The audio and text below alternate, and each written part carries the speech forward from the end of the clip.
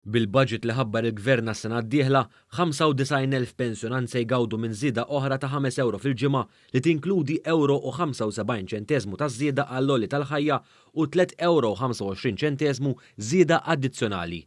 Għal din is-sitt żieda ta' Gvern Laburista fil-pensjonijiet, in-nefqa hija 24 miljun euro biex bekk il-pensjonant se jgawdi minn żieda ta' 260 euro oħra fis-sena. Il-Gvern ħasseb ukoll li b'dawn iż-żidiet jeġġusta tneħħija mit-taxxa fuq il-pensjonijiet biex issa l-massimu mhux intaxxat tela għal ftit aktar minn 14,300 euro.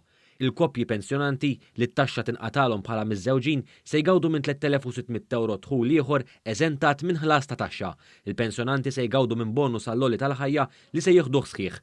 Fuq din il-miżura 43,000 pensjonant se jgawdu minn 130 euro fis-sena. Il-pensjonanti li jirċievu pensjoni tar-Romol ma' 12,000 se jgawdu żieda massima ta' 5 euro fil-ġimgħa b'nefqa mill-Gvern ta' 3 miljun u 300,000 euro. Il-pensjoni tas-servizz għal darb'oħra se tiżdied 200 euro hekk kif is-somma eżentata telet għal 3,066 euro. Il-Gvern ħaseb ukoll f'dawk li ma jikkwalifikawx għal pensjoni għax m'għandhomx biżżejjed bolol imħalsa. Dawk li ħalsu anqas minn 5 snin bolol, il-bonus se jiżdied 150 euro u bekk se jirċievu 400 euro fis-sena.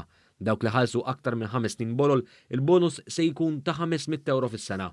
L-aktar li se jgawdu huma n-nisa u b'kollox hemm 12,500 persuna b'nefqa totali ta' kważi 2 miljun euro. Il-Gvern kompla juri r-ruħ soċjali tiegħu f'dan il-budget anki billi kompla jagħti għotjiet lill-anzjani.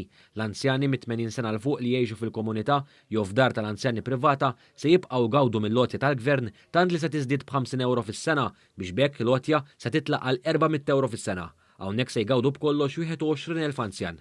Fuq din il-miżura dawk li għandhom 75 sena jew aktar se jibqgħu jieħdu 300 euro fis-sena. Il-benefiċċju tal-anzjan li jażel kerer biex jgħinu d-dar se tola b'1,000 euro bil-budget 2022. Issa loti tal-Gvern se tkun ta' 7,000 euro fis-sena u bekk se jiġu inċentivati iżjed anzjani biex jibqgħu jgħixu fil-komunità. Bost anzjani se jgawdu wkoll bil-politika tal-Gvern li jkompli jindirizza l-inġustizzi tal-imoddi permezz tal-lokazzjoni ta' 11 miljun euro. Minn dawn se jgawdu ex ħaddiema tax-xatt, tal-korpi, studenti ħaddiema u apprentisti li daħlu mal-Gvern wara l-1979. Il-werrieta ta' persuni eliġibbli se jgawdu wkoll.